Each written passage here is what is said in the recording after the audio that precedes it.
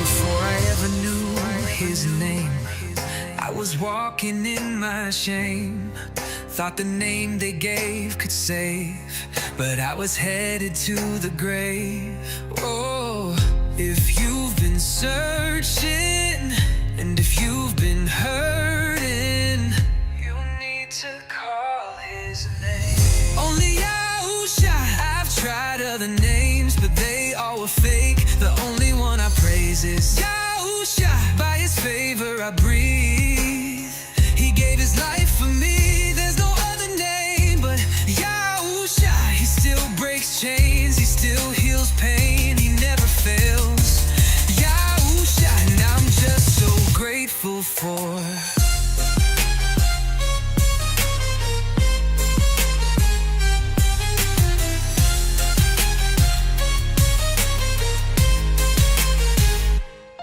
They told me Jesus was the way, but that name never had the weight. It came from Rome, a man-made twist, not the name the scriptures give. Oh, if you've been lied to, I was once there too, but he revealed the truth.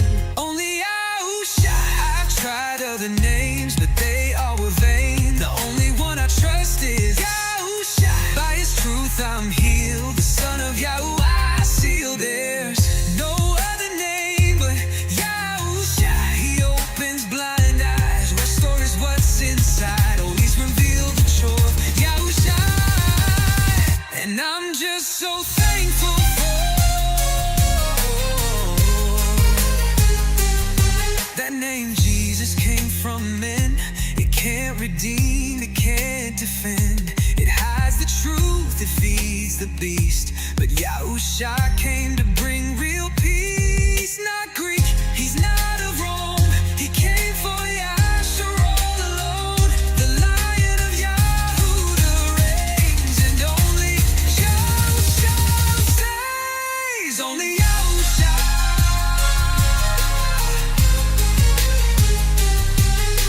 The true name revealed, the Mashiach sealed. The only one who's real is Yahusha.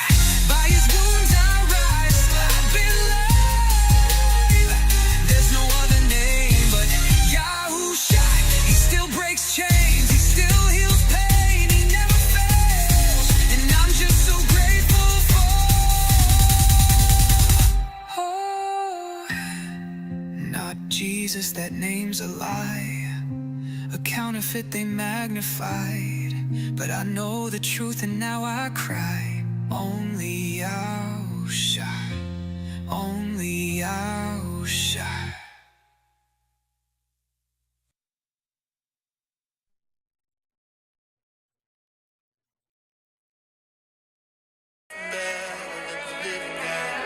There's nothing better. Ask and you will give. Seek and you will find. There's nothing better than the living God. There's nothing better than the living God. Ask and you will give. Seek and you will find. There's nothing better than the living God. There's nothing better.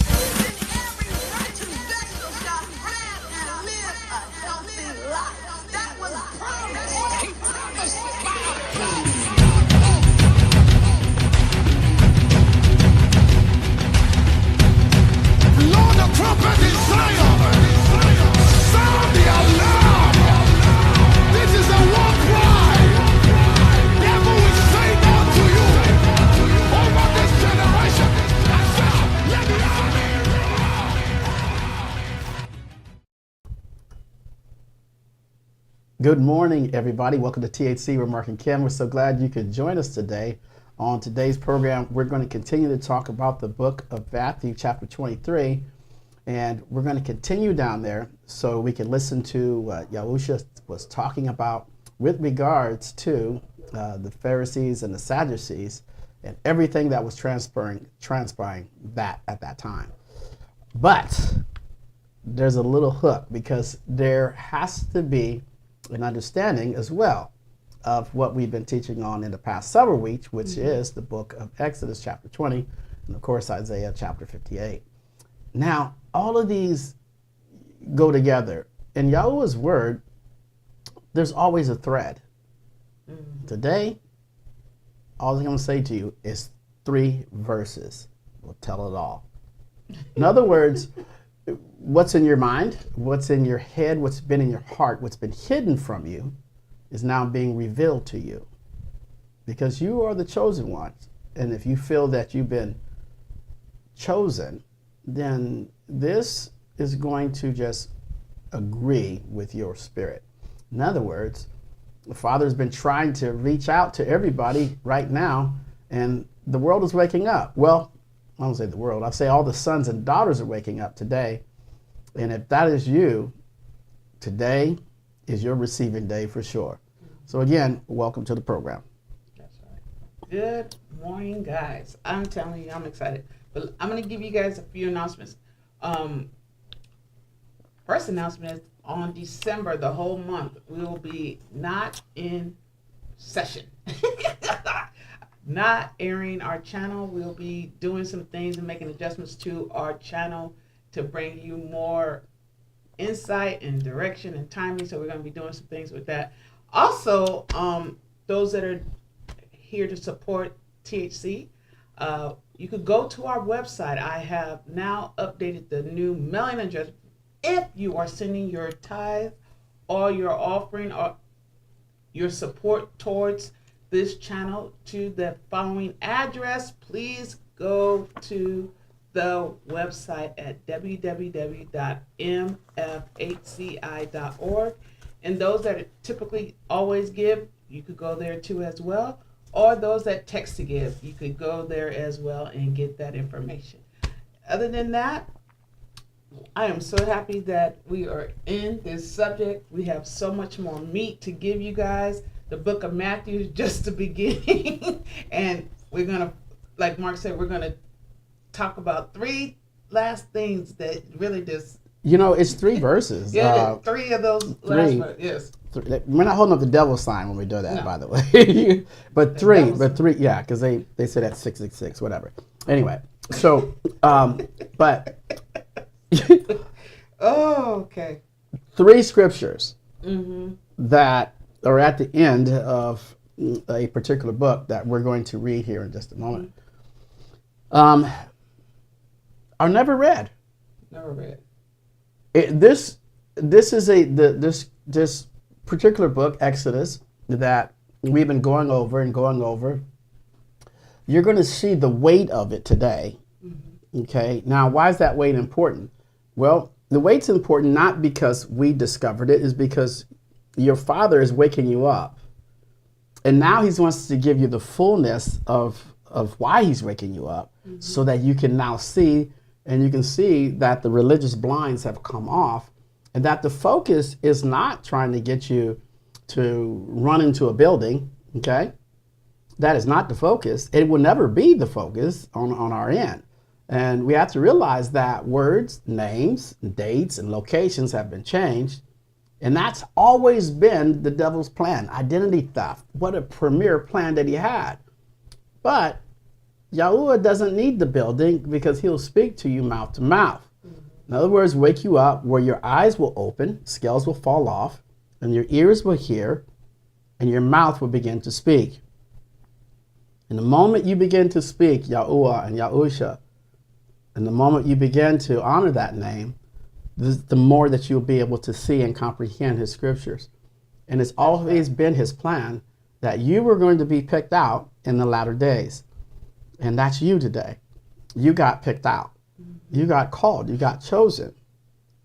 You know, for whatever your life has been through, where everything, all the challenges that you've been through, you've been picked out. Just think about that. You know, a lot of people have went through what they call hell and high water. But for what reason? There's a reason for that.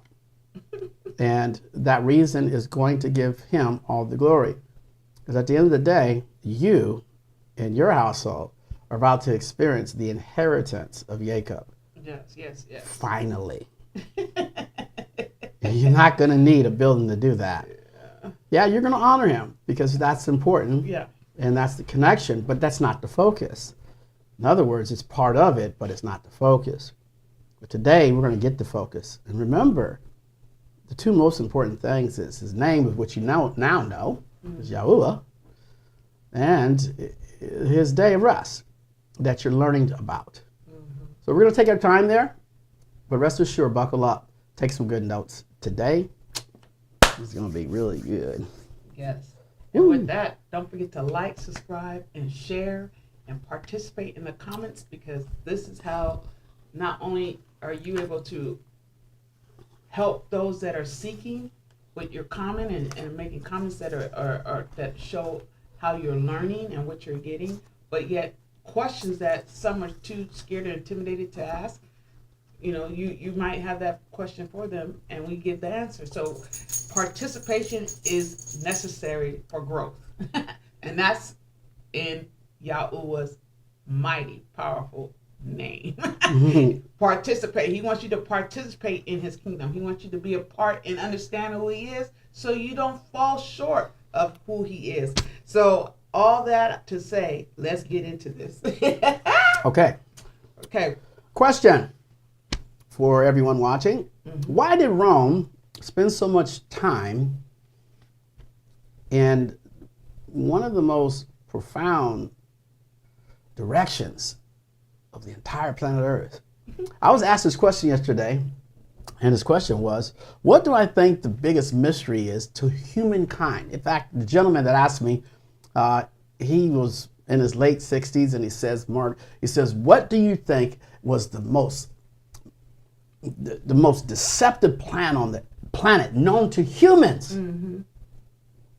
Of course, he was talking about politics at the time, but I turned around and I said to him, identity theft. Look at me, honey. Identity theft. Did y'all hear me this whole time? Oh, yeah, they heard you. Probably echoing. You should have put it on mute for them. Okay, anyway. No, because I want them to still hear me. Yeah, so identity theft. Identity theft was the number one answer, basically, was the best answer to give him, because identity theft is what took place. Rome wanted to control that. So everything that had to do with politics, everything had to do with anything that was legal, they had to get the message out. And they had to take away your father's name. Because why? Because that's the only name that's under heaven that we can use, that a man can be what? Saved, delivered, right? So why would they give that to you? They would never give us that name. They had no desire to give us that name. They wanted to take that power away. And so Rome set out on a mission to make sure that we would never have the power of that name. And then they can enslave us by giving us their language that they chose, that they selected for us. Why would they do that? Because then we would operate on another power. We would be praying to another deity, the deity which was Lucifer himself. Yet we would be the ones that will be believing in the word or our Father's word, but using another name to worship. Therefore, being completely trapped and full of bondage. And we'll be seekers of miracles that will never appear. Just struggling through our entire life, watching our relatives die off, watching our possessions get taken, watching our jobs get stolen and stripped, and watching us operate in fear, scared to talk about anything else. Yes. Why did Rome do that? For two words: control and power. Well, today we're going to eliminate that. We're going to eliminate it again and again and again every time you watch. And so this is the reason why we spend a lot of time on the most important chapter, which is Exodus, in terms of the signature of YAHUAH. The signature of YAHUAH is the most important signature. Why? Because it outranks everything else. Outranks the writings of anyone. It outranks the thoughts of anyone because it's our Father. And his word is final authority. And Yahushua came to fulfill it. So let's take a deeper look. Now that we studied, remember the first, 10 verses, 12 verses? And most people are familiar with the instructions that he provided. They came up with the word 10 commandments. But how about just commandments? Because Yah doesn't say 10. he personally, Yahuwah doesn't say 10. He just says commandments. Now, let's kind of go over these real quick. And let's start at Exodus chapter 20. And then I'm going to show you 3 scriptures that the church never really talks about. I wonder why. Then Matthew 23 is going to explode. Okay. All right. Exodus what? Exodus 20? chapter 20. What you going to start at 21? Yeah, What, I'll start at verse 1. Let's go there. Okay. And here we go. And now here it says here, and Elohim. This one actually says in the Tanakh, which we haven't got to. It says Elohim Alua, and we'll talk to you guys about that when we get this other translation. I will not for right now. Not translation. Not a translation, but the original writing. So remember, I always said that the Basora was about 95% there. Yeah. But now we got the ladies 100. and gentlemen, we got the 100 now. So, got- but it's on the way. It's being put together and Yeah. prepared. So me and Kim have been on a mission and we found it. So right here, but in this particular verse here, it says in Elohim, Alua, which we'll get into later, it says, spoke all these words, saying, I am YAHUAH, your Elohim, okay, who brought you out of the land of Mithraim, out of the house of slavery or bondage. You know, I brought you out of bondage. And this is very familiar because we see this in the movies and everything. And you shall have no other mighty ones before me, as it's stated there. Mighty ones against my face. And do not make for yourself any carved image or likeness of that which is in the Shahamim, or the heaven, or which is in the Aretz beneath, which is the earth, or which is in, what does it say there? In the Mahim, or under the earth. Verse 5, you do not bow down to them, nor serve them, for I, YAHUAH, your Elohim, I'm a jealous Al, okay, mighty one, visiting the lawlessness of the fathers of the children of the 3rd and 4th generation of those who hate me. So why don't people use his name? Because they hate him, okay? And until they learn, you know, until they can hear, they will hate it. But showing kindness to thousands, and to those who love me and guard my commands. So that's 2. That's a couple of things in there, you guys. It says to those that love me, because there's people do love him, and they're still using JC, but they don't know that yet. And so once their eyes open up, then they'll know, just like you did. He goes, and then he adds another category, and those that guard my commands. That's who you are today. So, you know, you grew. Verse 7, he goes, and you do not cast the name of YAHUAH, your Elohim, to ruin, for YAHUAH does not leave one unpunished who casts his name to ruin. So nobody can escape this punishment. This should have been just like a law, you know, just a, you know. So anybody that does not, you know, use his name and they cast it out, think about that. He said that they will not go unpunished. Anybody. Okay. And then verse 8 here, it says, remember the Shabbat day and set apart, to set it apart. So it's a day of rest. It's not Saturn's day, as you've learned, or Saturday. We spent time talking about that. Okay. So it's not Saturday. It's not every Saturday. It says, remember the Shabbat day, or it don't say remember every 7 days. Okay. He says, remember the Shabbat day, the day of rest, and set it apart. So it just says the day of rest and set it apart. Set it aside. Make it important. That's what he's saying. Verse 9, he says, remember in 6 days you labor. Okay. And he's given an example here, which is, this is where people got confused at. He goes, 6 days you labor, and you shall do all your work. But on the seventh day is the Shabbat of your Elohim. Okay? You don't do any work. And here's how it tells you how long the process is if you pay attention.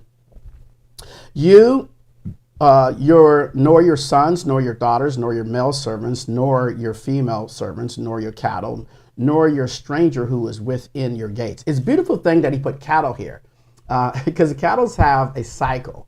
Yeah, they have a cycle. And so, so what you can see the timetable here, especially when he did all of heaven. So you can see on day one how he did on day one. And the reason why that's explained about what he does in the earth realm with the animals and the trees and everything he created, you can see that it takes time to do that. He's showing you cycles. Hello, 40 days, 40 nights, a cycle. All right? A 40-day, 40 night is a Jubilee cycle. This is why the book of Jubilee was taken out, because it shows the cycles. Okay? So when you think of that, right, and he's showing you, and this is where Lucifer was able to get into the details until people were able to now hear, is that it says 6 days you labor. So everybody automatically went off the Greek calendar and they saw that seventh day and they said, oh, I guess he's talking about every 7 days. But that would be kind of wrong, because the cattle don't function that way. They don't operate like that. You know, the cattle operates a little different, you know. And when the sun comes up, he acts different. And when there's been getting to rain, have you heard the stories? The cows do what? Lay down. Lay down. You know, it doesn't happen every 7 days. So, and so that is very important to understand. So you would follow the cycle. Another thing is about when people think of the seventh day or the day of rest, how do they know that? They would have to follow the moon and the sun.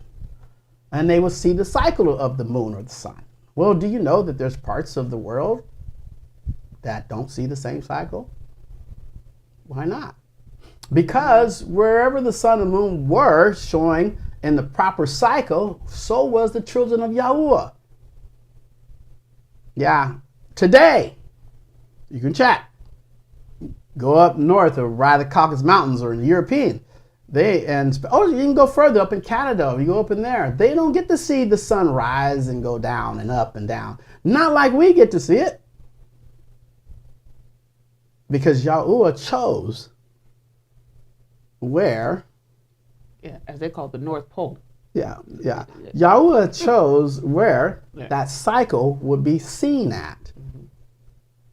So was it not fair for him to tell Abraham to look up when the people over there in the Northern Lights or whatever, they can't look up and see nothing? Right.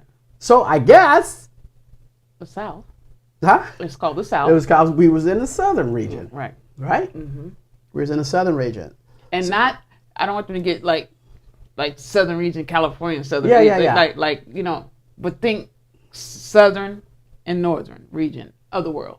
And the southern region and northern region of the world is not, because then you'll start thinking of a globe. I can't think of a globe. The way that YAHUAH does it, his south was in a direction towards his children, right? Towards how the sun when the sun turns into the country, because it turns and then it pulls away, it sets, and it tells us how, the time. So when we're looking at the scripture, when it talks about this important mark here, you have to understand that the Shabbat, if you will, or the day of rest was already in heaven. Because there's no way it could not be. Any rule or law of YAHUAH is already in heaven. Already was. Remember? Yes. Thou should be done where? It tells you what? In heaven. In heaven. As it is. Yeah. As it is in heaven. Got to be done on earth. So that was already there. You and I were already celebrating the day of rest. Right. Because remember, he created the seventh day in heaven. Right. I'm not doing nothing in heaven, so I'm not going to do nothing here in the earth realm. That's right. Right? And there's going to be a cycle to this. And this is why the cycle was very, that's where you get this 40 days and 40 nights. And this is a cycle that Yahusha paid very close attention to. Very close attention. Okay? And Now, keep in mind, what was also paid close attention while we were in heaven was Yahuwah's name. According to Christianity, the name of Yahuwah, because of Lucifer, is not important. Right. Not important. It doesn't have anything significant, especially to the Jews, because the Jews said that they waiting on their Messiah, right? You guys know that, right? Let me repeat that again. The Jews said they're waiting on their Messiah. Yes, they are. Not the Christians' Messiah, Yeah. but they're waiting on their Messiah. So then, why pray for the peace of Israel if you're a Christian? Right. Why pray for them when they ain't even waiting on your Messiah? Right. They don't even know what Messiah they're waiting on. Right. No, that's what I'm saying. Right. You know what I'm saying? That like the Christians are going shouting, pray for the peace of Israel. And the people you talking about praying for, they don't even believe in your Messiah. Right. So Right. what? They don't not believe No, your no. Messiah. They don't believe the Messiah even came yet. Yeah, they don't even believe it came in. But you want the Right. people that supposedly believe in the word Right. to pray for them. Right. And they don't even believe in your Right. Jesus. So think about that. Think about that. Think about that, though. How Lucifer did that. Right. Because you're saying, the Jewish people are saying that when Jesus was walking on this planet, they didn't believe he was even who he said he was. Right. Okay, so that right there, put that to the side. Then you got, and they still waiting on the Messiah to come. The Jews are. Well, who's your Messiah? They don't have that. Lucifer. But go ahead. They don't have that identity out. Right. They don't have that identity out their mouth, but they know who it is. They know it's Lucifer, yeah. Yeah, but they don't have it out their mouth saying that. Okay. Now, they look at the Christians, since you got this Jesus person, you need to pray for us to build us and protect us. Right. And so now, pray for the peace of Israel. We're gonna and then take everybody's money, raise their money, and go give it to those devil worshippers who don't even believe, even in your King James version. Now how blind and stupid can you be? Yeah. Right? I'm telling you guys, we got so much. The light goes off. It goes off. How stupid could I have been? And to think over and over again, it's been stated. Pray for the peace of Israel. When these people over here don't give a rat's tail about your King James version, But- and I'm just saying. Yeah. So when we looking, and I want to go back, and I'm trying to get you guys, because Right. this is just the introduction. Right. And if you're just not joining us, we're talking about and going over Exodus chapter 20, Right. because Today's message. this message of the Shabbat is so entrenched here in what's going to take place and how Yahusha dealt with the Pharisees and the Sadducees and the lady with the little mite in the book of Matthew 23, which we're going to catch up to here in just a bit. Yes. So So- remember. Go ahead. So remember, praying for the peace of Israel, and somehow there's no peace in all these And generations. there'll never be peace. Yeah, all these generations of praying, and they never had no peace. I mean, so as we continue to read where it says in Exodus 20, verse 10, he talks about the cattle and how the cattle will rest too, because that's what it's saying, even your cattle. And so by looking at that, in 6 days you shall labor, okay, and then he says, and you shall do all your work, but on the seventh day is the day of rest, okay, of YAHUAH. It's pointing back to YAHUAH, the day of rest for him, and then we follow that because we follow him. And then he describes and he tells us what to do in the book of Jodison, book of Isaiah, what the mindset would be. Just don't do everything that you would normally do for yourself. If your day was just to go make money, don't do that. And what he does, because you have to understand, it's a cycle. There's a cycle there. I mean that cycle has to deal with harvest. There's a 40-day cycle in there, right? And then when you shut off at the end of that cycle, just like like anything else, and you meditate, that means you're going to harvest everything in that cycle before that.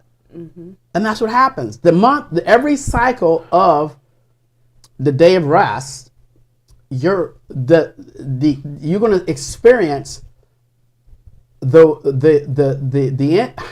hate using words that I'm so familiar with preaching. You're going to experience the inheritance of Jacob or Jacob more and more each cycle because you meditate on that day.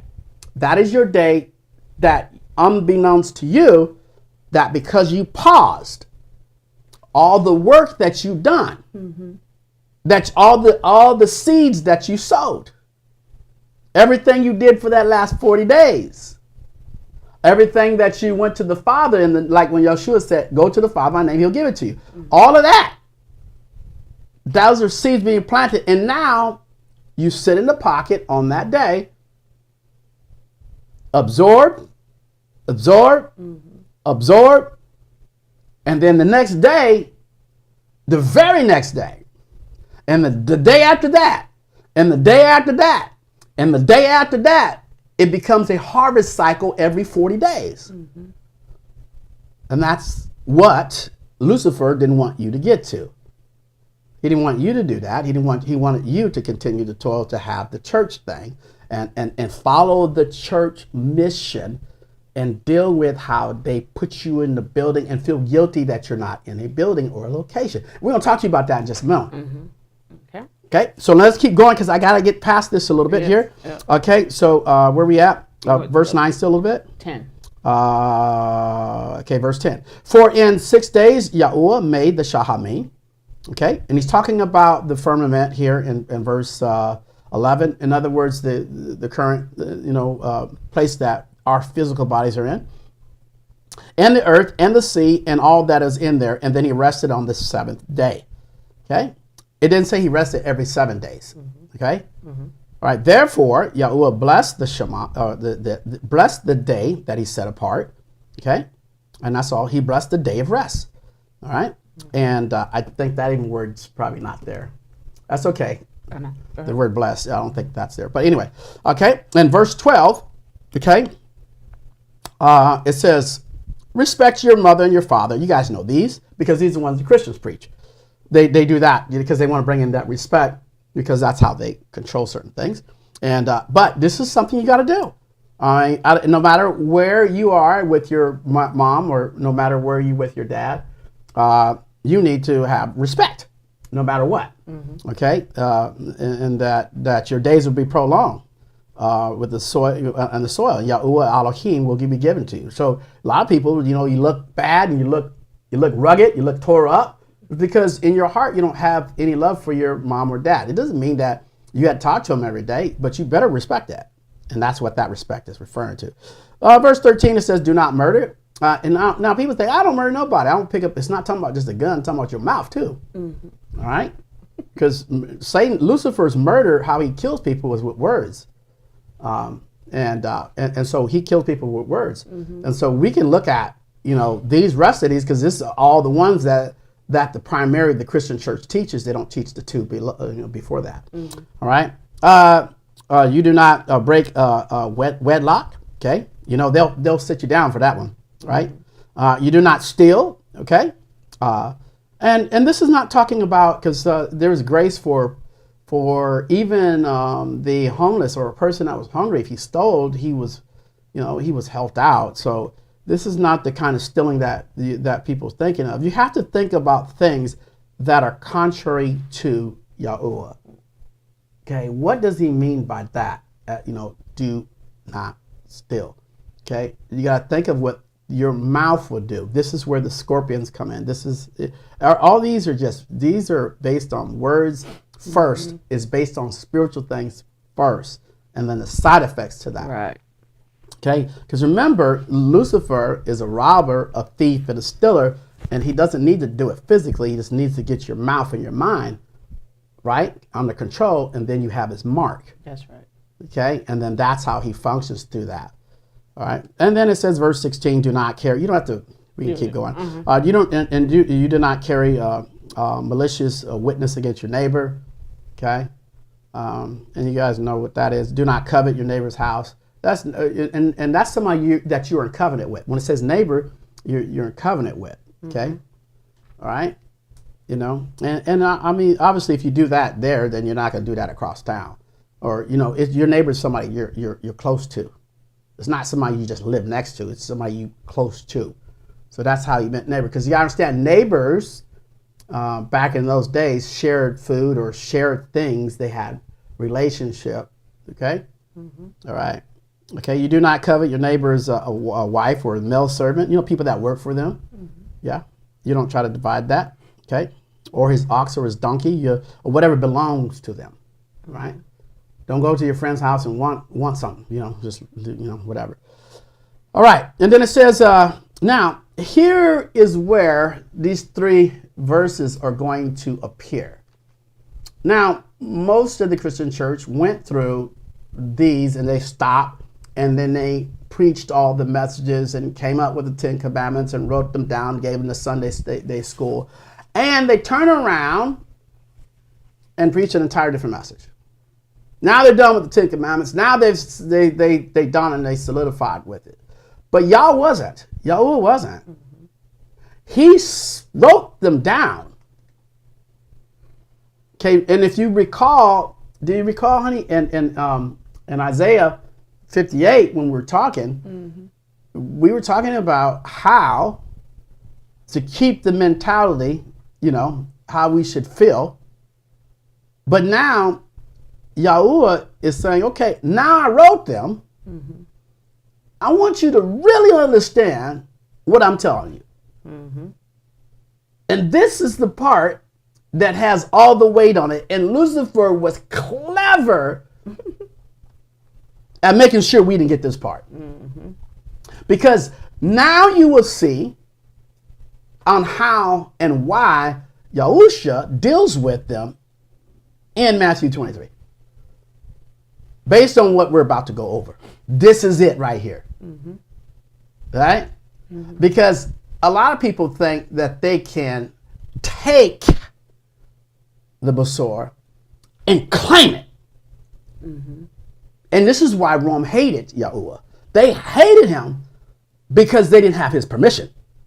And they created their own position and their own permission, and they made their permission the permission.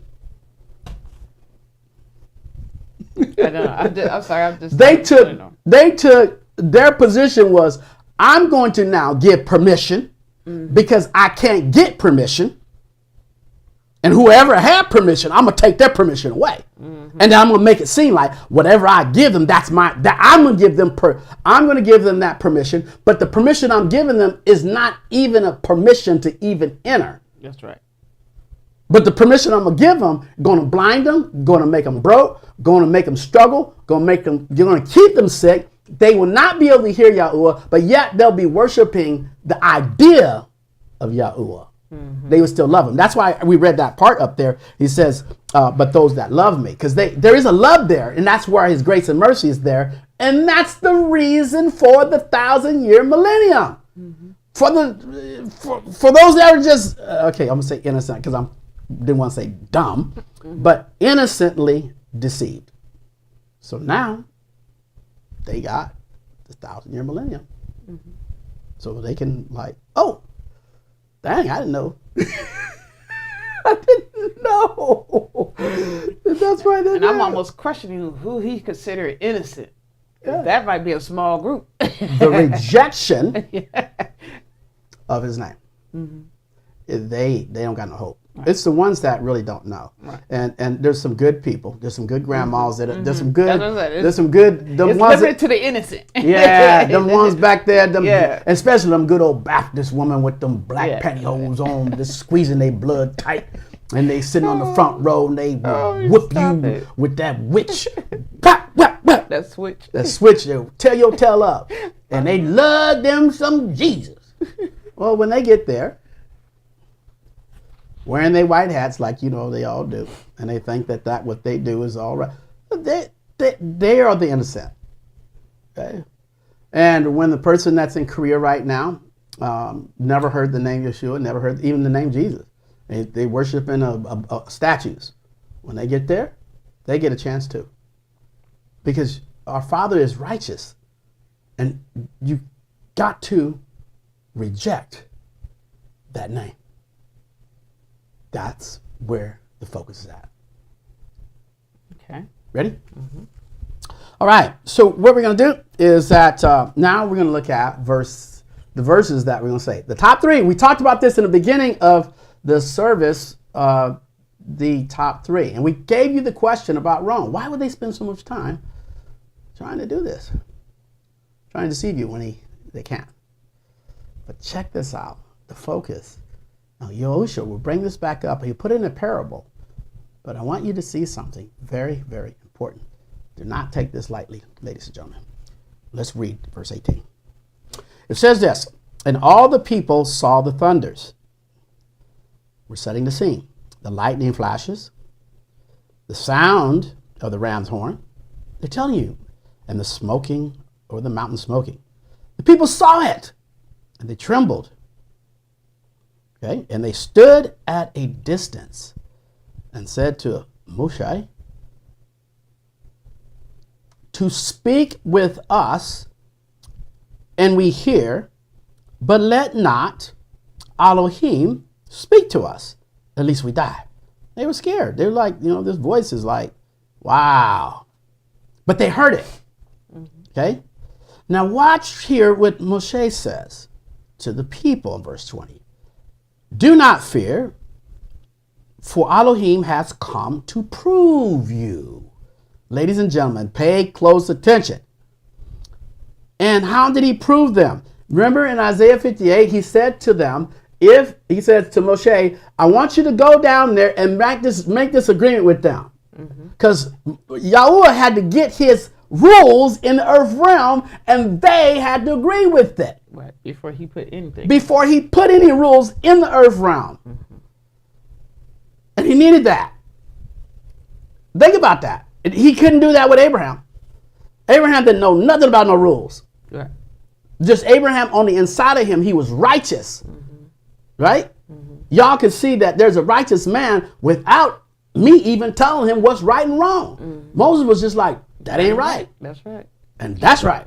I mean, just imagine that. He don't even have nobody telling him what's right or wrong, but just by his own nature, he was just righteous. So y'all didn't even look at him to put any rules on remote. I mean, Abraham did it right. It wasn't until Moses, the lawgiver.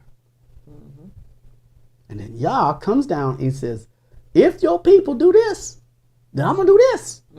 Let's keep in mind, if they do this, I'm going to do this. Wait a minute. If they do this, when? Throughout the time until he returns. Right.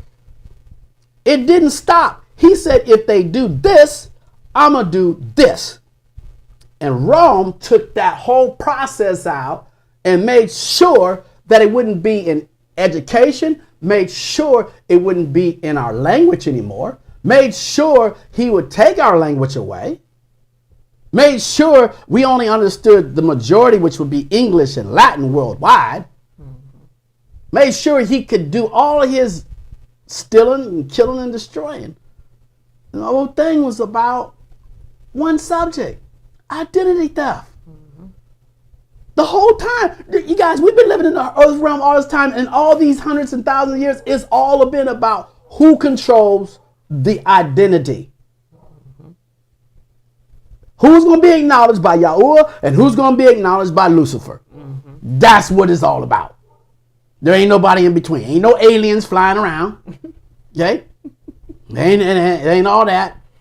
We is in the firmament, and there ain't no way out and there ain't no way in. Everything gets settled right here, right now. You got it? So notice what the settlement is.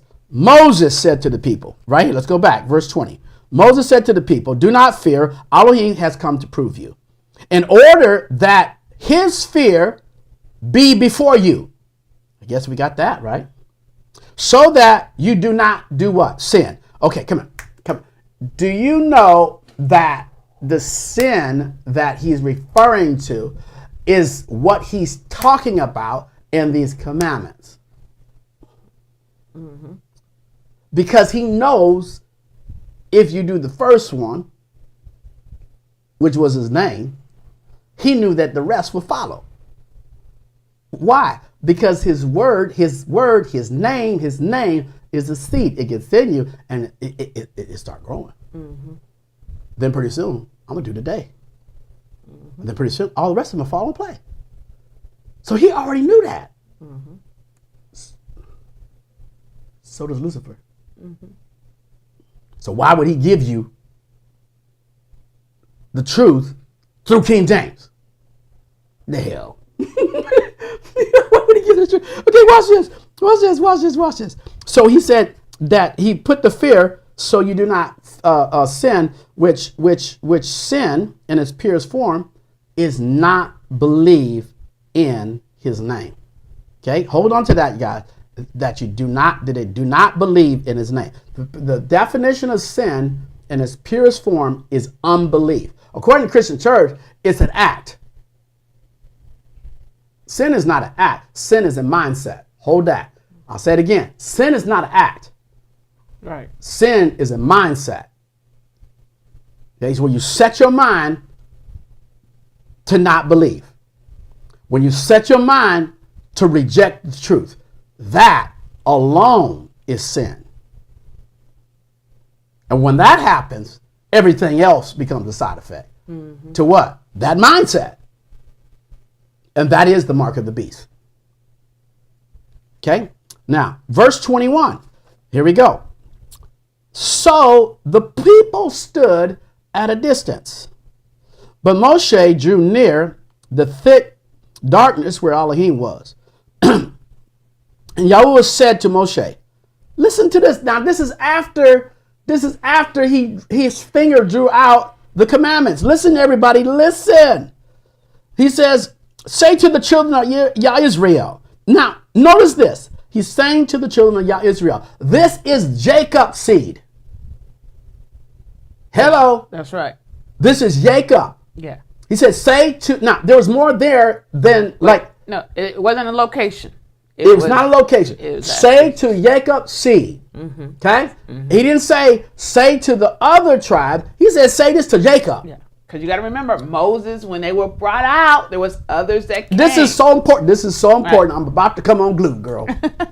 You got to remember that. When they came out and went over to the other side. Yeah. You got to remember, you had the Egyptian bondage people. You had all those ones that doing whatever the heck they're doing. They follow too. They follow too. Yes. But he said the most important part. Don't worry about them. Right. You don't have to worry about them. Because he needed a voice in the earth realm. So he said, say to Yah Israel, which is Jacob. Jacob's seed. Jacob. Okay. Get that. He ain't talking to any other of them. No. Yeah, he ain't talking to Dan, tribe of Dan, all the rest of them. No, he ain't talking to them. No, they all went up to the Caucasus Mountain. They can't even see the moon today. Okay, he ain't talking to them. Right. He is not talking to them. He is talking, and he was specific on Jacob. He said, "Yeah, Israel." And this is where the everybody wants to say, well, and remember the Christian movement is what? He loved everybody. He want everybody. Okay, that is not what he's saying right here. Okay, he's making it very clear. He knows the end from the beginning, so he's very specific. Jacob, because of language. Follow me, y'all. Yeah. Okay. Follow me. The language, the Hebrew creative language is incredible. It causes everything to manifest. Everything. And Rome knows that. And Rome knows that. They know that. And Lucifer knows that. And the Greeks know that. And the Jews know that. And the Jewish language that they're trying to copy the Hebrew right now, that's Yiddish. It's with the Y, Yiddish, meaning it's a dirty version of Hebrew and not even the true Hebrew. Right. Because true Hebrew people are still here. Were not just born, they were selected. Yeah. Uh-huh. And they're here. They're still here. So they're not just here. No, I'm talking about they're still here. Right. And so what happens is that, and I'm going a little bit too far, but their ears will pop open. That's what happened to you. black, white, your skin tone don't matter. If your ear popped open, you're the tribe of Yah Israel from Yahudah. Because that's who can hear. Because they have the heart that Yah has talked about. How Yahuwah talked about it, he said, blessed are the pure in heart, for they shall see me, they will hear me. Not the person that reads. The reader is not entitled. There's no entitlement to the reader. There's no entitlement to the person that's kept all the artifacts. There's no entitlement to them. No, remember, they're like their father. They steal, kill, rob, destroy. That's what they do. Right? So pay attention to this. We get ready to get to it, y'all. Hold on. Pay attention. Let's go. Let's go. Let's go. Okay. Woo! Okay. 21. He said, here's right. Okay. So the people stood at a distance, and Moshe drew to the thick of the darkness where Elohim was. And Yahuwah said to him, verse 22, say to the children of Israel, you yourselves have seen that I have spoken to you from the Shahamim. So he's going back and he's repeating. You know, I wrote this. Okay, you know, I've stated this with your own eyes, these commandments. Because remember, we talked back. This is Yahuwah. We already talked. You came to me and told me you wanted my help. Yeah. And you agreed. And you agreed. Now I put it in writing. So you heard me just by the way you acting right now. You told Moses to tell him to be quiet. So he wanted to set the record straight. So Yahweh says, you yourself have seen I spoke. This is powerful, y'all. He didn't say, hear me speak. He said, you've seen me spoke. What do you think he's talking about? What is written with his finger. They're looking at it. He's saying, you've seen me speak. I put it in. He didn't say, you heard me spoke. He said, you've seen it. Right. Because they saw it. When he spoke, they saw the writing. That's what they saw. Okay. Now. Okay. All right. He said, I spoke to you from the Shahamim. Verse 23. Now, why is he going back into this? Pay attention. You do not make besides me mighty ones. Pay attention. Watch this. Of silver, and you do not make mighty ones, okay, of yourselves, or ones of gold for yourself. So now what he's doing here, he's saying, you do not, now why didn't he put this in the commandments? Because remember, he could have wrote this down. Why are these not? These are things that are side effects to the commandments that he gave them. And he's saying now he brings back this one. Now, shouldn't this be commandment number 11? Right?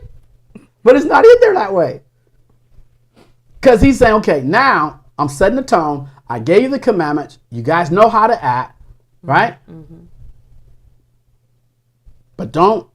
I'm gonna give you these. But don't try to worship these stuff. Yeah. And now I'm gonna tell you. Don't try to worship the gold and silver. He's signaling out what definitely not to do. Yeah. Don't try to worship. Now, why is he talking? Who's he? Remember, he's not talking to everybody. He's talking to Jacob.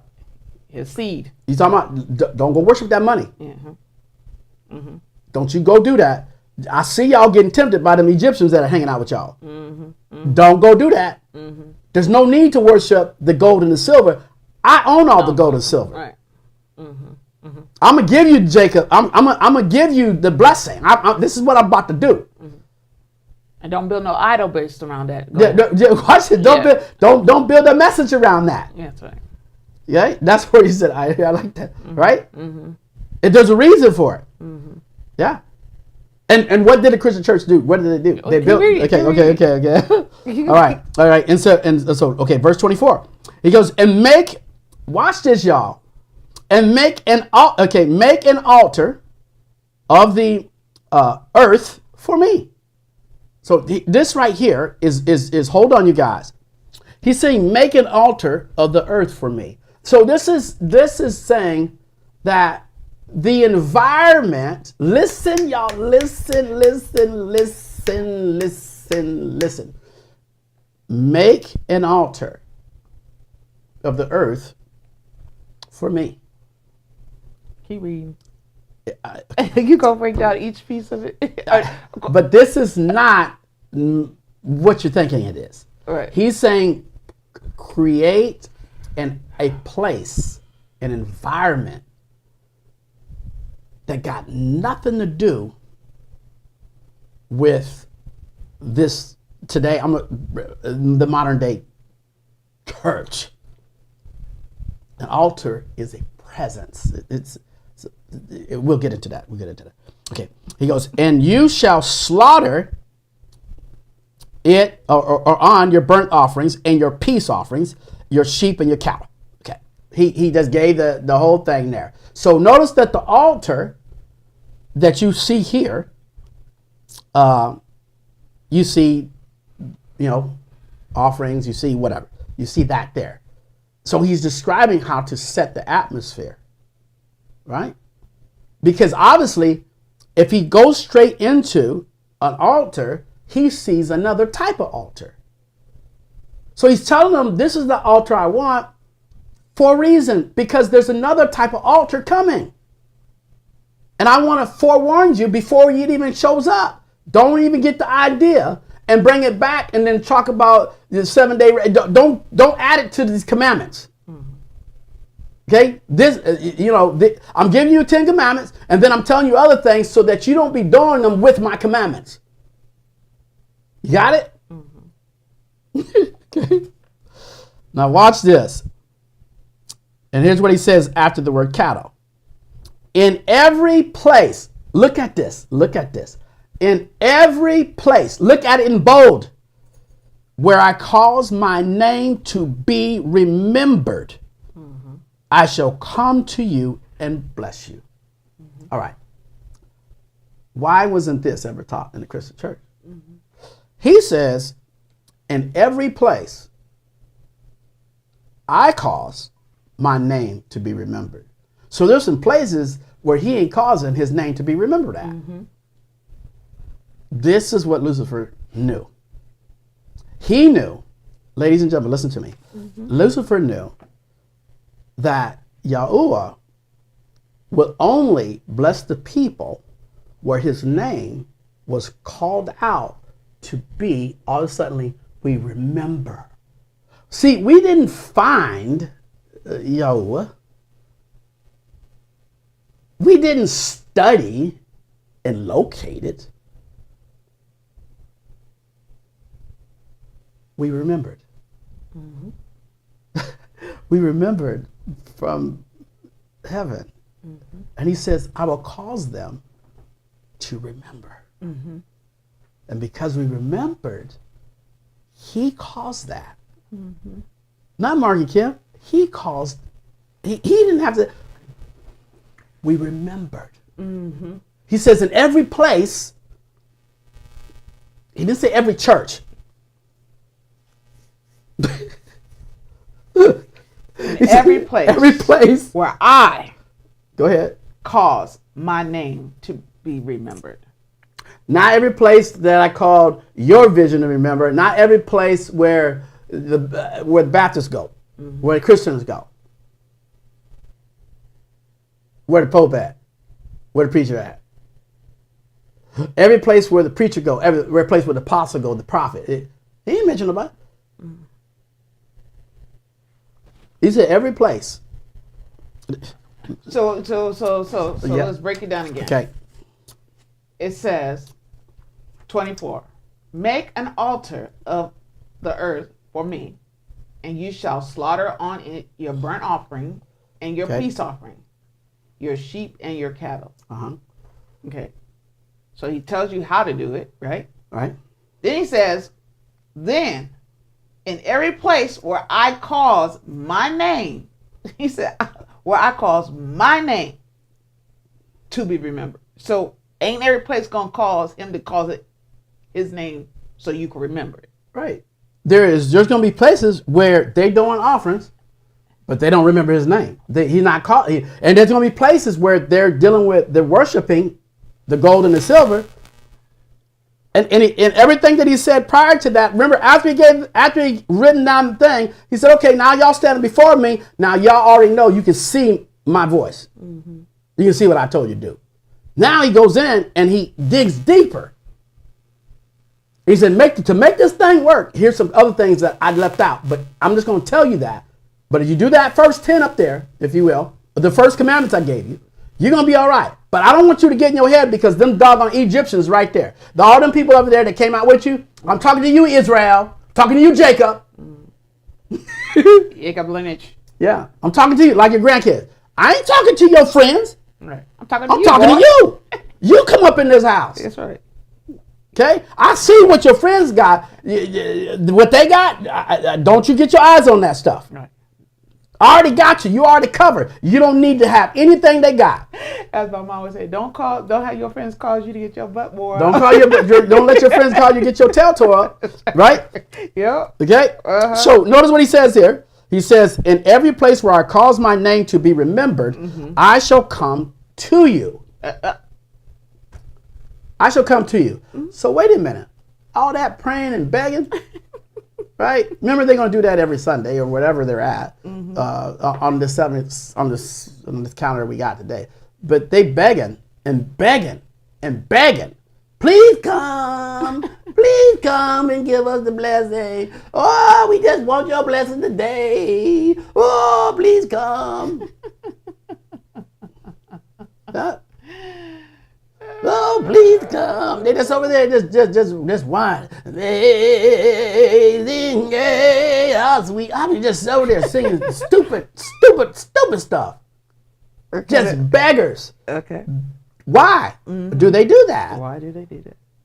It's because he didn't take the place, and he didn't cause his name to do that. He said, and I'll cause my name to be remembered. And when he causes his name to be remembered, he will come to you. It didn't even say you had to ask. We've been on his for a whole... It didn't even say you had to ask. You don't even got to ask. Gosh. This is funny. I'll invite you out. I want you to come and bless her and blah, blah, blah, blah. He said, I'll come to you. And then he says, when I show up, I'm bringing something. The blessing. And translation, or the real word, favor. I'm going to bring favor with me when I show up. When I cause you to remember my name. Ladies and gentlemen, do you remember his name? Do you remember? Does it really in you? Right? You think it wasn't by intelligence. He caused you to remember. Right? And he located a place that that word will go out. Like this word's going out right now. And it's a place. I'll cause that place, and then the people are getting blessed by him.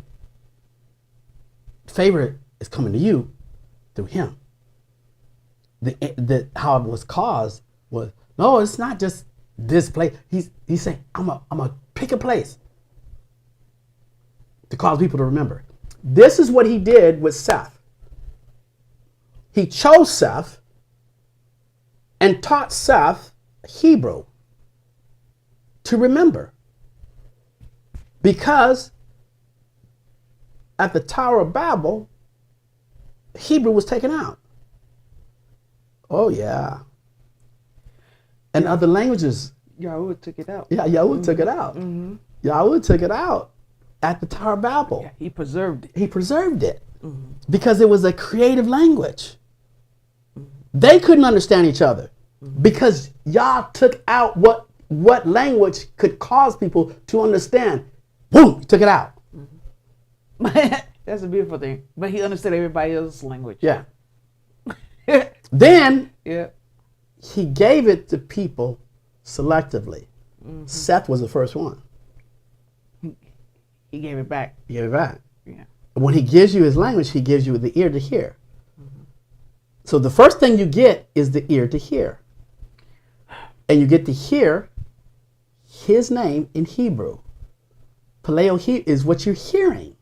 So when there's a word that is brought to you, it's the Hebrew word that is brought to you. And the only thing that's happening is you're remembering from the first earth age. You're remembering that's his name. And that's why you don't fight with it. That's why you don't struggle with it. It's because you remember. It's not an English word. It's a Hebrew word. It's a creative word. And you're remembering right now. Because he picked it. He decided. Based on your heart. Pure in heart. We'll see. So I need you to understand why it's happening this way. Because then the value of you understanding why you do what you do is greater than a building. It's greater than a location. It's greater than all of that. Are y'all listening to me? No, we gotta get to the. Okay. All right. Okay. So we're gonna get to. Okay. So let me finish this. Okay. Verse 25. Here's where we're gonna go to. He says, and if you make, now watch what he says here. Pay close attention, you guys. And if you make me an altar of stone, do not build it of cut stone. For if you use your chisel on it, pay attention to this word, ladies and gentlemen. You have profaned it. Mm-hmm. This is like the most horrible thing you could do. All right? Are you guys seeing it there? Hold on. Let me do something real quick. My goodness. You can go to the screen because you talked to him for a second. I had a revelation or something. Hold on. I was sitting there looking at Hold on. I'm like, wait a minute. I got it. Okay. So, I'm sorry. I had my own. I veered off in a thought too. So, this is so good. But the detail of what he's saying though is so. He says, and if you make me an altar of stone, do not build it or cut it, or build it of cut stone. Of cut stone, yeah. or if you use it, or for if you use your chisel on it, yeah, right? You have profaned it, basically polluted it. So he's saying that you violate the honor of it, of what this means. You basically you change the integrity of the honor of it. It's like profanity in his face. It's like what we say, cuss people out. So basically, it's like you decided to do something, and then you build it, and you think it's all beautified, and you say it's beautiful. Okay. And it's like cussing him in his face because he never asked you to do that. Watch this. He goes, verse 26. Nor do you go up by the steps to my altar. Come on, put it on. I'm sorry. I'm You tell me to hurry up. Watch this. Okay, y'all pay attention. Stay with me. Stay with me. Watch this. It says this. And if you make me an altar of stone, do not build it out of a cut stone, for if you use it, your chisel on it, you have profaned it. Mm-hmm. You have basically brought profanity to me. Nor do you go up by steps. Oh boy. Mm-hmm. Oh boy. To my altar, lest you see your nakedness, be exposed on it. Mm-hmm. So now he's saying, if you use steps, I'm going to see your nakedness, meaning that I'm going to see all through you. I'm going to see through you.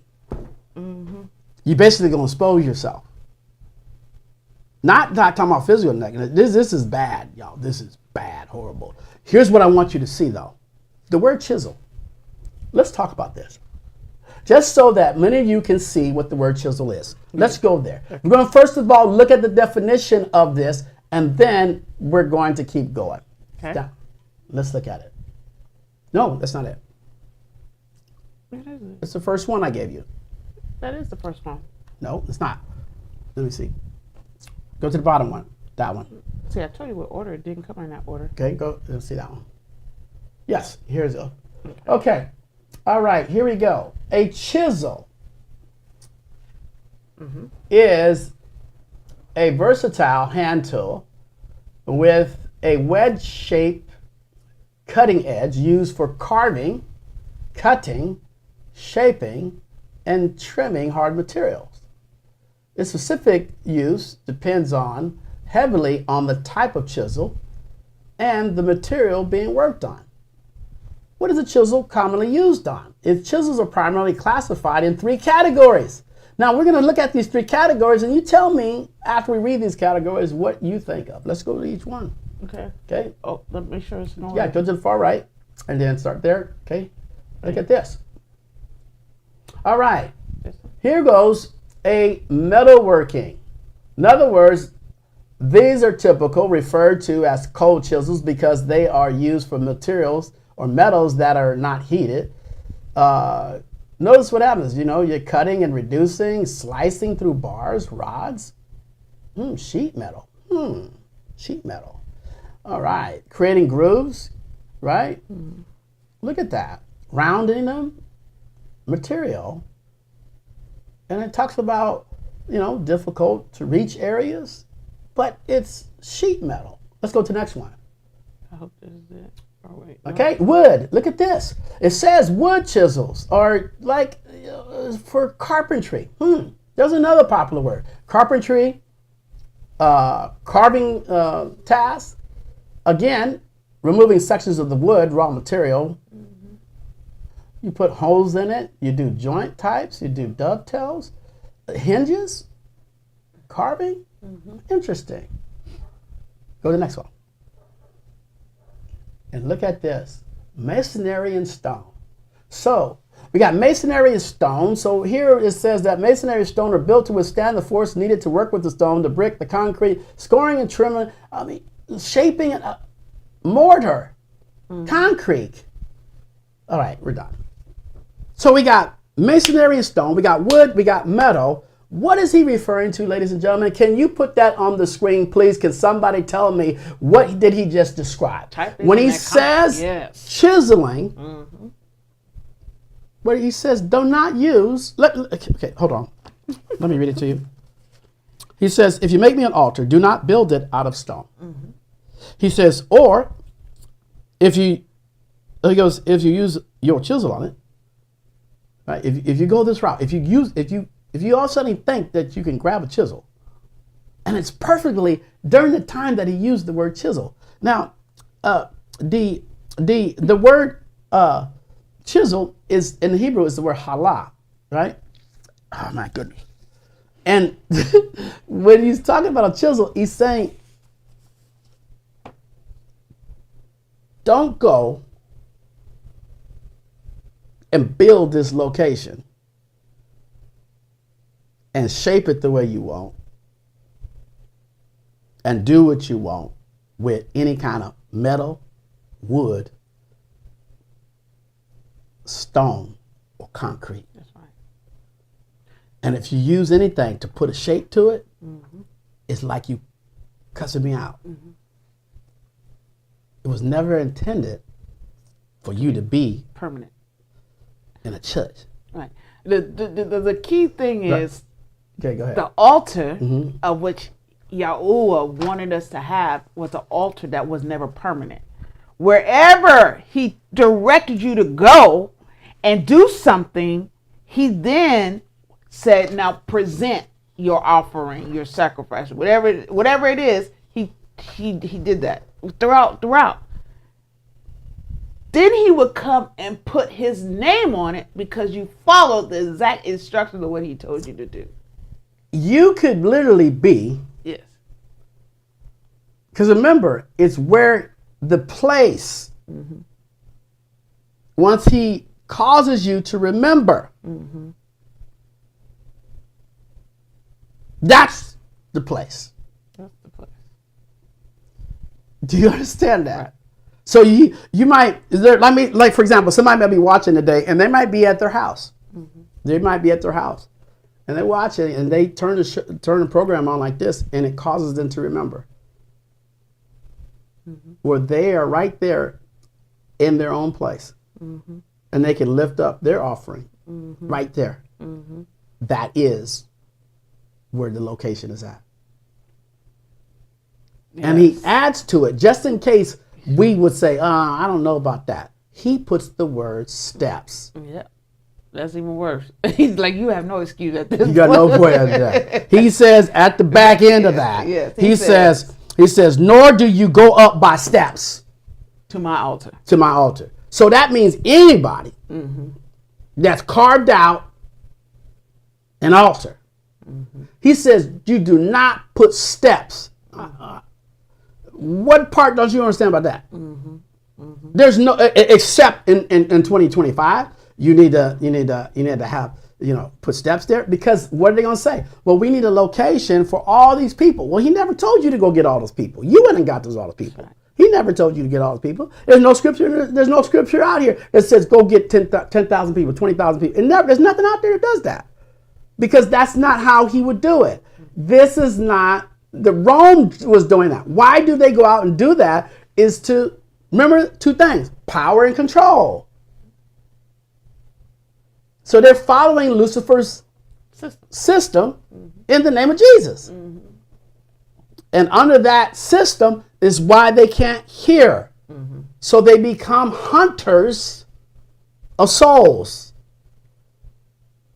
Completely obliterate, oblivious to the name of YAHUAH. Mm-hmm. Commandment breakers. Mm-hmm. And Lucifer's like, yes, I like that guy. Mm-hmm. And all he does is take him and put him inside those locations that were built with the chisel. Mm-hmm. And YAHUAH is saying, don't you do it. Don't you do that. Israel. Don't you do it. Yeah, Israel. Lineage of Jacob. Don't you dare do it. Don't you go do that. Don't think like you will be walking up some staircases with looking like you got it going on and going out there and creating an altar and then doing something that you built out of this chisel. Mm-hmm. Meaning, don't go out there so that chisel cover everything. That's why I showed it to you. Mm-hmm. The metal buildings. Mm-hmm. I showed it to you. The pull-up buildings. The pull-up buildings, the metal buildings, the wood ones, and the brick and the stone and the concrete. He took a cake. He named it all. And don't even dare put steps on it. Right? You see that? And he put that in there after he talked about those areas that he wrote his signature in. Mm-hmm. And then he went back and he spoke that. Now, Matthew 23. We're going to spend a few moments here. Let's go to Matthew 23. And I hope you guys are getting this. And if you are, let us know. Matthew 23. Wait, yeah. While Kim's going there, if you're just now tuning in, today we have been talking about Exodus chapter 20 with regards to the commandment of YAHUAH and how we are to honor his name. Mm-hmm. Well, before he can place his name somewhere, you got to honor it, and then he will visit you and favor you, and then you learn the day of rest. Because the day of rest is a lot of people can't see. There's places around the entire earth where they can't figure out when the seventh day is. Mm-hmm. But you have that ability today.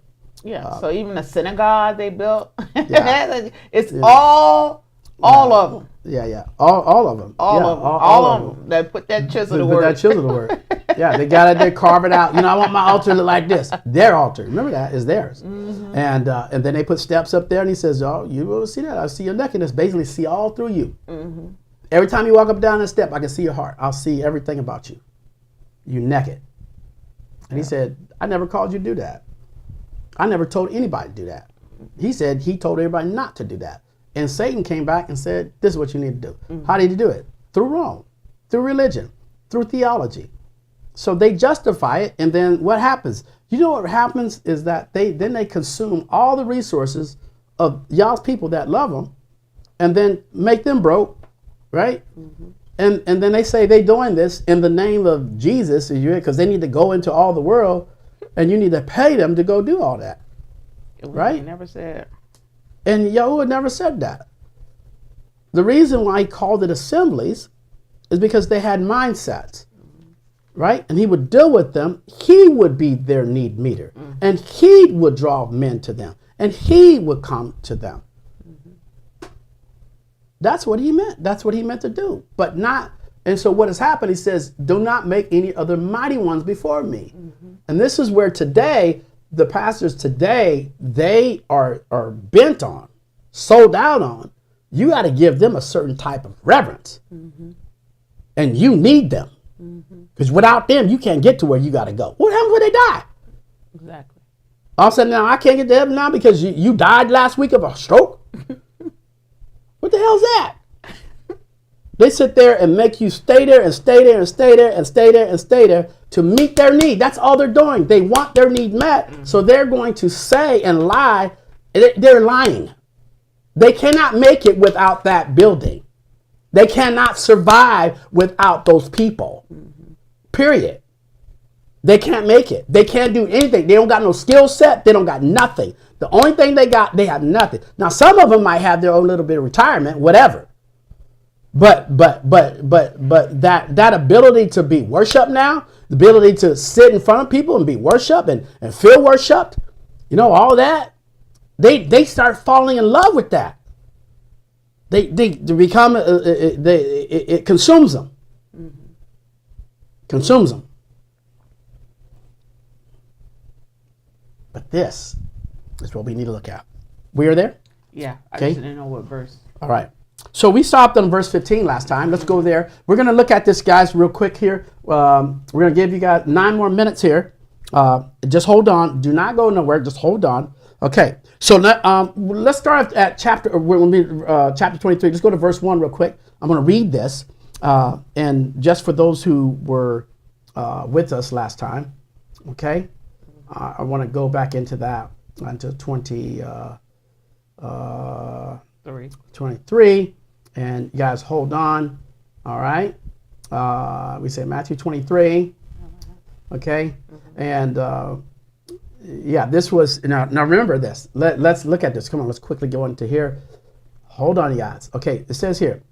Then Yahuwah spoke to the throngs and to his Talmud, saying, you scribes and Pharisees, you sit in the seat of Moshe. Okay. And so he says that. Hold on.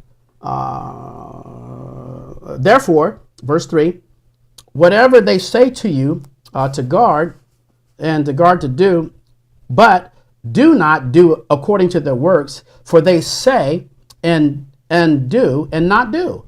Okay? So remember, he says that they sit in the seat of Moshe. In other words, they sit in that seat and they take those 10 commandments, what we call 10 today. They take those rules. But do you remember that I said when I first came on the program, I said the 3 verses that you want to listen to is going to set up what's in 23. Those are the last 3 we spent the most time on, dealing with, I will come to you and cause you to remember my name. How can we remember something? We were in heaven before. He wants us to remember his name, not be told it's Jesus. You got it? Okay. And then, so the Pharisees, now they're sitting in that spot and they know the truth, but do they give the truth? Absolutely not. But now pay attention to how Yahusha he just eats them up. He just eats them up. He eats them up. And this is for the preachers today. Watch this. He says, but you do not according to their works, for they say and do and not do. Basically, they do, don't believe what they say. Okay. He goes, for the blind, for they blind heavy burdens, hard to bear, and lay them on men's shoulders, but with a finger they do not wish to move them. Okay. And they do all their works to be seen of men. and they make their tefillin wide. In other words, their garments, and lengthen their tissues of their garments. Basically, they look good. Now, what does this sound like today? So, in other words, they give heavy burdens to everybody that works in the ministry, that everybody that comes, and it's hard to bear. They always got burdens. He says they're always laying burdens on men's shoulders. That's the family man. That's the head. Or if it's a single woman, that's her head. And she's got to always be there. She always got to do this for them. I always got to do that. And never finding time to themselves. What does that sound like? But the finger, they don't even wish to do that. They're always gone. They're doing their thing. They're smiling every day, talking about how good God is blessing them. Right? And they don't like the message that I'm teaching. They think, well, he's sowing discord. They don't even know what discord is. Yeah, they don't even know what discord is. You sowing the discord. I'm telling the truth. I'm telling the truth. It's right here. And it says, and they do all their works to be seen of men. Oh, I ain't doing nothing to be seen of men. Oh, you're not. Yes, you are. Yeah, not because Mark said it, because Yahusha said it. Right. That's it. He says he's not even saying except these kind of people. He said they're all doing it. And they're all doing it because they put their chisel to work. They put their chisel to work. So the moment they put that chisel to work, that was it. I can't anymore. I'm so glad I have broken off and free. Yeah, that chisel will get you, boy. Oh, my ministry. You mean your chisel? That's right. Yeah. Watch it. In verse 6, and it says, and they love the best places to feast. They always talk about the food they eat. Ooh, yeah, I went to that restaurant. Yeah, the best food. And the best seats in the assemblies. They tell you they got in front row and all that kind of stuff. Where they want to go, they always want the best. And there's nothing wrong with having the best. But he's just giving you a description of what their mentality is. In verse 7, and the greetings in the marketplaces. Oh, hello, Pastor. I'd be like, don't call me Pastor. Yeah, don't call me.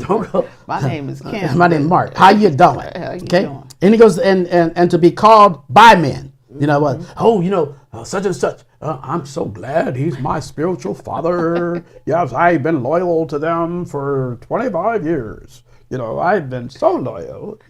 I'm so happy. Yeah, that's my spiritual father. God, I was a dumbass to even do that. It's stupid. I can't believe it. Oh, I'm so free. Okay, watch this. It says, greetings in the marketplace and be called by men, Rabbi, Rabbi. Verse 8, he goes, but you do not be called. Don't even get over there and be called that crap. Don't go over there and be called that. He goes, so there's only one is your teacher, is the Mashiach. Yeah. And you guys are all brothers. You guys are all in the same category. Yeah.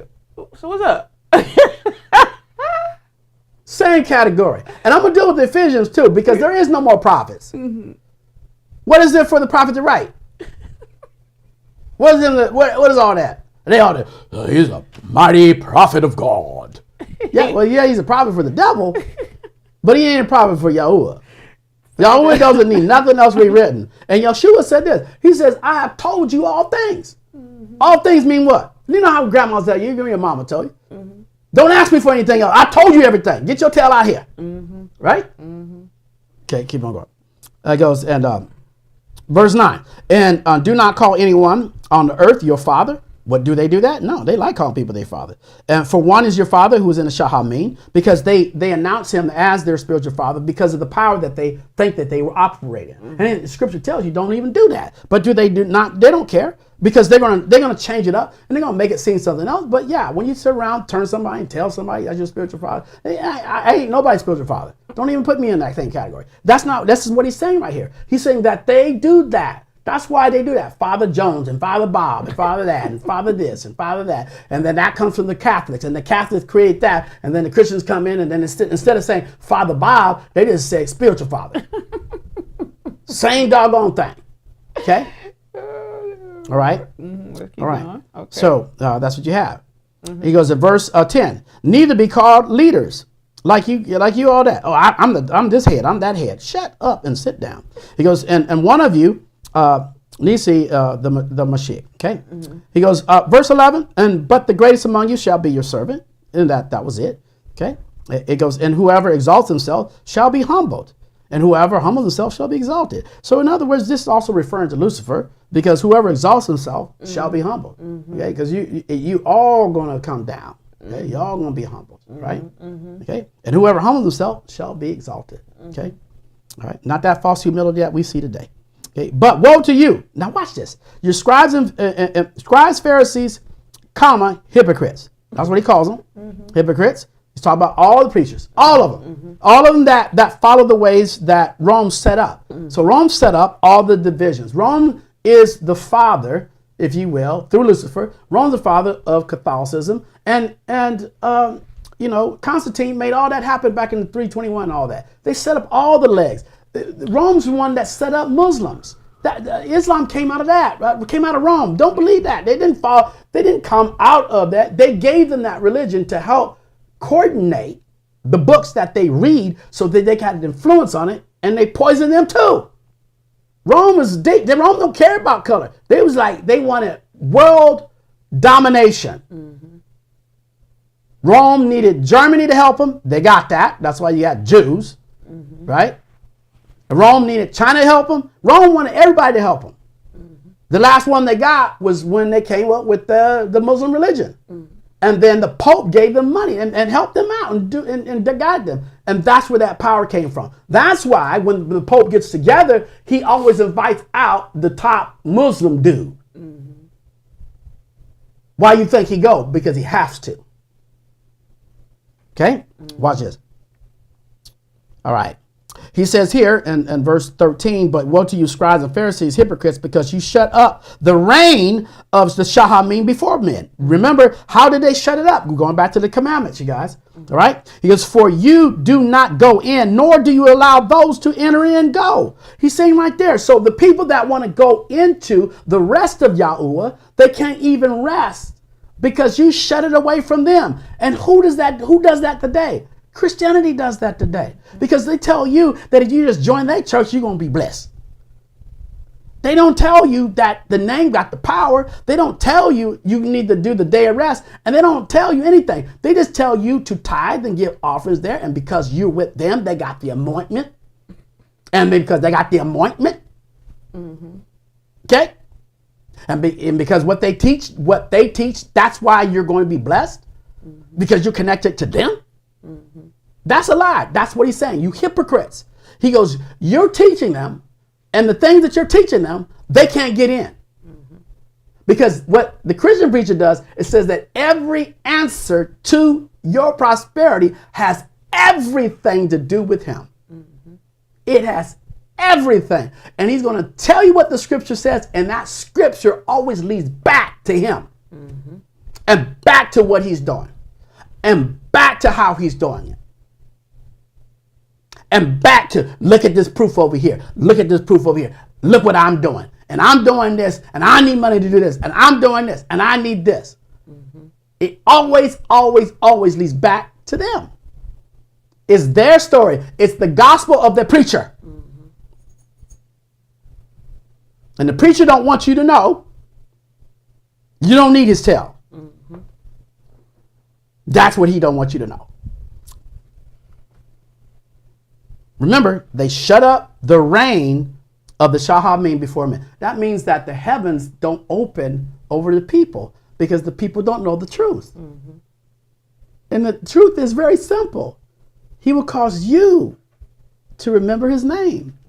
I'm out of time, y'all. I got to go. It's 1:30. I promise I'm going to stop right there because we got more. We're going to get into this a little bit more. Okay. Now that you got hold of the chisel, we getting ready to go somewhere. And yeah. And so I'm going to kind of stop right there. And if you've been touched today, we're going to summarize right now. We're kind of done here. But right in there, what you have. Yeah, right in the comments. Got comments right now. Tell us what's going on through you. And then I'm going to go through here. Should I read some of these that came up? Yeah, I didn't really pay attention. That was my own. All right, I'm going to see if I can go in here and read some of the comments that you guys have. All right. Let me see here. Wow, I mean, there's a lot in here. Today, that's good, you guys. Today's good. And if you were just tuning in and you want to say something, leave a comment, please do. Yeah. We want to see what you got to say, too. Yeah. Ali put, no churches, no tents, no platforms. when you remember his name, YAHUAH, there your altar will be, and YAHUAH will come to you and bring you favor. Woo-wee. That is it right Yeah, there. because what the Jews have is that they created all these other events, the Feast of Turban. They've created certain things that says, because you got to realize, yeah, they did the tabernacle. Yeah, they did those. But who did them? Yeah, but who did them? Yeah. Is the question. Yeah, who did them? Because if YAHUAH said to do those, he'd have put them in those commandments with his signature. He didn't say that. He didn't say to do that. He didn't say to do that. He told you exactly what He told you done. exactly what he wanted done. He told you exactly what he wanted done, and he told you how he would bless you by if you just do these. Not if you just do. They saying, the religious people say, oh, I got to do this. He talked about the all these silver and other the gold, events. so he talked about the money. We talked about the money. He And talked how you about properly deal with how that. you deal with the money. He talked about hearing him. Okay. He talked about his name. He talked about how you get the name. He never mentioned you had to go through anybody. Yeshua now is talking about, hey, these guys are going to put heavy burdens on you. He talked about what kind of place you need to be in to do it, right? No place with no children. He makes it very clear. He's laying it out, laying it completely out. And it goes against everything that every religion on earth teaches. Because the man is not in control here. Right? You could be on vacation. You literally can be on vacation and walk by a group of people out in the middle of the park and hear and feel and notice the presence of YAHUAH. And YAHUAH might say, you know what? Here's where a blessing needs to go. Or, some favor here. He could do that. I'm not saying, well, he could say, go over there and get them a whole bunch of food. You buy them all lunch today. Because it's going to be where his name is being demonstrated and protected and talked about. That's how the presence of YAHUAH operates, and it's going to always be that way. Because the recognition has to be him, not this building, Right. not this chisel-made thing. Because it's like, again, remember, it's like you build this location, and it's like cussing in his face. That's how he describes it. Profane. It's like profanity. Oh, I don't want to be in no building that look like profanity. I don't want to be in no building, period. Because he said if you put a chisel to it. So the put bottom chisel. line is, I ain't going nowhere where they claim my altar's at. So that's out. And so let's see who else we got here. Okay, Steph, you put here, he wants us to remember his name, not be told it's Jesus. Boom. Hey, yeah, there you go. And then Adrian, you put, this is why they don't read these scriptures. It tells us and exposes what they will be doing in church. So, of course, they wouldn't let us know. And that's very true. And they read out of the King James Version, which everybody around the world has that version in different translations, but they have that version, which was then drawn and designed from Rome and the Greeks and all them. So they will never, what we're reading now, they don't even really get to even see, and they don't want to participate in, because they say, well, that ain't what it said in my book. They won't even let you start, because they will block it so they can pretend they were innocent from it. So that's why when Yahusha shows up, they're going to say, we did these things in your name. And it's so insulting that Yahusha doesn't do anything but get away from me. I never knew you. That's the only thing he can say. He won't even go back and tell them where they messed up at. He's just going to end it by saying, I don't even know you. Exactly. And I can relate, because I don't even know you. I don't even know you. I don't even know you. I don't know you. Because I don't know who, because that's basically what he's saying. You're talking about somebody totally, completely different. Because that ain't me. I wouldn't even endorse anything that you're doing. I don't know you. I do not know you. Now, think about that. For him to say, I don't know you, and you reading the story, He don't know you. All right. Let's look at another one here. Okay. Give a pastor 1,000 and you will see a big blessing. That's what is happening right now. Yeah, and we see that happening all over. That's just one. That's just one that's got caught on camera and then now trying to justify it. But there's a lot out there of all cultures. They do a real nickel slick. Remember, it's the chiseled location that is participating in that. And Lucifer is using them to do that. So yeah. Allie puts hallelujah. Okay, I remember the name. All right. All right, Jamie, what do you put here? I'm so glad none of us walked away when we weren't having a building anymore because we would have missed hearing Yahuwah's name together. Yeah. Oh, yeah. Yeah, I'm glad we ain't in no chisel building. I'm glad I didn't walk away. Yeah, I'm glad I walked away from the chisel so I could hear the popping happen. Yeah, and you got to remember also is that, and I want you to read that. I want you guys to see that. He says, I will cause you to remember. So he's the only one that could have done that. Imagine, y'all. Imagine this. I have to go back to the COVID season.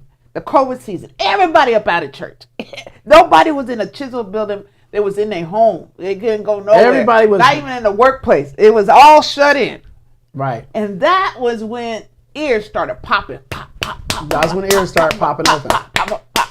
And it was never been the same. It's never been the same. So when y'all started, the first thing he did, he didn't deal with his name right away. Oh. He dealt with the chisel. Because I came back and said, wait a minute, this thing, I'm not liking this building. I'm not going to that building. I could not see it being essential.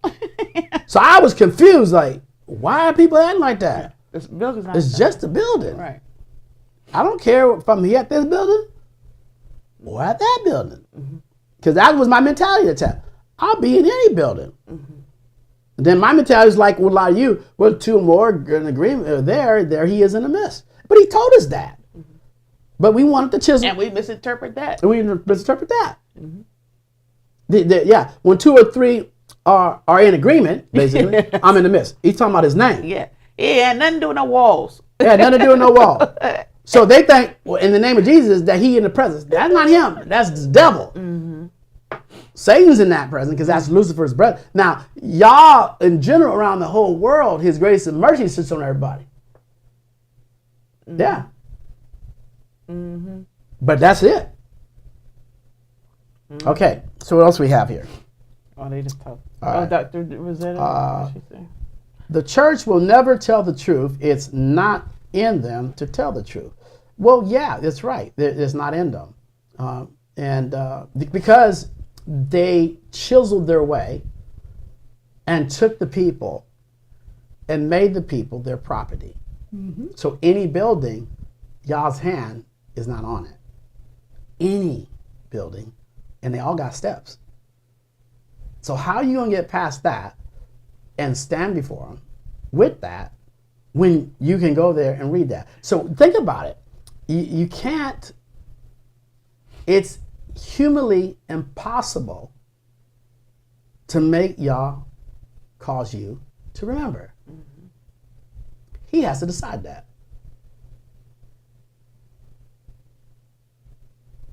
You can hear if he decides. You can't hear if he don't decide. That's just all that's where he sits at. That's where he sits at. Imagine just sitting and not having no ear popped open. Right. Yeah, I'm laughing, and I have every right to laugh. Because there was when you grow up the wheat and the tare, you separate the tare. So at what point, it's like, oh, you're not supposed to rejoice. I'm rejoicing because my ear was popped open and I remembered. And sometimes you got to rejoice because you remembered and not worried about all these neighbors and and worry about what they, because again, he said, don't covet them. Don't worry about what they got going on. He told you, don't even worry about what they got going on. Just laugh about how good he is for you. He is so magnificent at what he do that he'll take a point in time at once. This is how powerful, this is how all around this, as they call the world, at one time was in complete shutdown. Yeah, it was us. And he did this like that. Whap! Mm-hmm. Yeah, and he just like, boom. It just did it. Now, he didn't have to do it was COVID, but the fact that he took what was going on and whap! Yeah, because the men were poisoning the people. Yeah. So the Pharaoh was poisoning the earth. Yeah, so he took, that's right. Right? So Pharaoh was poisoning the earth. And like anything else, yeah, you saw the hand of YAHUAH, but we didn't know it was his hand. Yeah. It's just another statement that he said, I heard the voice of my people when it was Moses' time. When Moses Yeah, came. and he heard our cry from the inside. Right. Because how are we sitting there believing in the word, believing in the stories, and it ain't nothing working? The only time it was working because the illusion is this. Mm-hmm. How is it that you really absolutely know? Because you're not supposed to judge like this, what I'm about to say, but you need to judge. Mm-hmm. The scripture says in the last day there will be false teachers. Mm-hmm. The false teachers are the ones that are prospering. Pay attention to what I'm saying. They're prospering and collecting souls because they have made certain sacrifices you cannot see. So the guy that admires him, or the female or whatever, and saying, you know what, look how, God is blessing him. So I guess if I follow his pattern, I'm gonna have the same thing. I'm gonna have something like that. I'm gonna follow him. But that's a false prophet. Mm-hmm. That's a false preacher. That's a false teacher. He don't care. And this goes to where I'm about to go to. I'm reading the last question, and I'm going to read it here, and I'm going to let you guys get out of here. And I'm going to read the scripture that goes along with it in verse 15. Here's what it says, and I'm going to read the question. It says, Adrian, you put question, are you saying that many pastors know Yahusha's name, and they are purposely not using it? Yes, 1,000%. Because you got to remember, they know the name, but they can't hear. The reason why they can't hear, because their heart is corrupt. Mm-hmm. So they read through knowledge, because remember, Yeshua said they search the scriptures and think that they understand them, but they don't understand the power thereof or the meaning of it. Mm-hmm. He said, they testify of me. Mm-hmm. Why can't they hear? Because their hearts are evil. That's crazy. Mm-hmm. So Yah doesn't give his secrets to a person with an evil heart. Because you can sound the same. A wheat and tare look the same. But you'll know them by their fruits. So their fruit is the rejection of Yahusha's name. They know the name, but they refuse to do that. Now let me read this in verse 15. This is the last verse I'm going to read. Mm-hmm. Okay? It says this in Matthew 23. This is where we ended up last week. Again, thank you. Hold your place right there just a second. Let me read this. It says, woe to you, scribes and Pharisees. These are the people you're talking about, Adrian. Hypocrites. Because you go about the land and the sea to win one convert. And when he's won, you make them... oh, wait a minute. No, I'm sorry. I went too far. Hold on. Verse 14. Woe to you, you scribes and Pharisees, you hypocrites, because you eat up the widows' houses and for a show make long prayers. Because of this, you'll receive a greater judgment. Mm-hmm. That's what I want to read. So he says, woe unto you, you preachers. You go and you take advantage of all these people. And he brings it down to like the widow. And then you do your long prayers. Have you praying all doggone night. Show up early and pray for 2 hours, 3 hours, 4 hours. Just have everybody doing it over and over. And he says this. He says, because of this, you'll receive a greater judgment. Mm-hmm. Okay, and then he goes into verse 15. Woe to you, scribes and Pharisees, because you go out the land and the sea to win one convert, and when he is won, you make him a son of the devil, basically. You go land and sea. He covered Twofold every base. more than yourselves. So he's saying you make him just like you make him worse than the devil himself. Basically, make him worse than you. Yep. Right? Wow. This has been good. Make them worse than you. I hope you guys learned something today. I was trying to talk really fast to get this done. Thank you for being there and listening to this. I know that you got something out here. I'm with you, Allie. Woo wee. Yeah. Woo wee. I told y'all to buckle up today. Yeah. But this is where it gets down to. Remember, why did Rome, the question I asked you in the beginning is, why did Rome spend so much time trying to steal your identity? Because, and we'll get this, we haven't got to this yet, you're going to see the power of his creative word. Mm-hmm. And that Hebrew language is given. When Yah spoke to you, he gave you his language to hear. Mm-hmm. You cannot hear his name unless you can hear Hebrew. Think about that. Yeah, you can't speak it all yet, but you're starting to hear Hebrew words, just like a baby does, one word at a time. Isn't that beautiful? Mm-hmm. And that's beautiful.